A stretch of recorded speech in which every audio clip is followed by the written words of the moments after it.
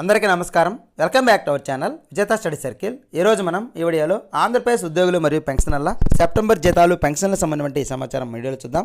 అంతకంటే ముందుగా మన ఛానల్లో అందరికీ జీతాలు పెన్షన్లు జమ అయ్యే వరకు ఎప్పటికప్పుడు 100% ఖచ్చితమైన తాజా సమాచారంతో వీడియో చేయడం జరుగుతుంది. అలాగే మన వాట్సాప్ గ్రూపులు ఉన్నాయి. అందులో అన్ని జిల్లాలు టెరిటరీలకు సంబంధించిన ఉద్యోగులు ఉన్నారు మరియు పెన్షనర్స్ ఉన్నారు. వారి ద్వారా మీరు ఎప్పటికప్పుడు సమాచారం తెలుసుకోవాలంటే మన ఛానల్ని సబ్స్క్రైబ్ చేసుకుని ఫాలో అవ్వండి. ఆ వాట్సాప్ గ్రూప్ లింక్ మీకు డిస్క్రిప్షన్లో ఇవ్వడం జరుగుతుంది. ఆ లింక్ ద్వారా మీరు జాయిన్ అయితే వారి ద్వారా మీరు సమాచారం తెలుసుకుంటూ ఉండొచ్చు. ఈ ఆలస్యం చేయకుండా మన వీడియోలోకి వెళ్దాం.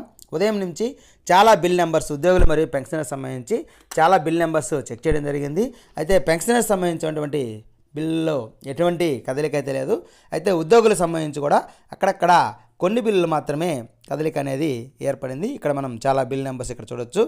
ఇది రాజోలకు సంబంధించినటువంటి బిల్లు, ఇది జెడ్పీహెచ్ఎస్ ఏవీపాలెం అనేది ఇది ఉద్యోగుల జీతాలకు సంబంధించినటువంటి బిల్లు. ఇది వెయిటింగ్ ఫర్ ఫండ్ క్లియరెన్స్లో ఉంది. ఈ విధంగా చాలా బిల్లు వెయిటింగ్ ఫర్ ఫండ్ క్లియరెన్స్లో ఉన్నాయి.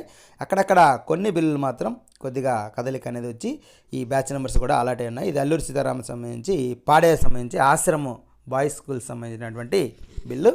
ఈ బిల్లు వచ్చేసి మనకి ఈ బ్యాచ్ నెంబర్స్ కూడా అలాట్ కావడం జరిగింది 25132 అనేసి. ఈ విధంగా ఈ బ్యాచ్ నెంబర్స్ హైలైట్ అయిన వాటికి మరికొద్దిసేపట్లో జమ అయ్యే అవకాశం ఉంది.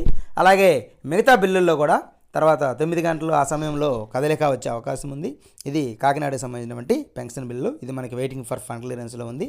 ఈ విధంగా అన్ని బిల్లు కూడా మనకి వెయిటింగ్ ఫర్ ఫండ్ క్లియరెన్స్లో ఉన్నాయి.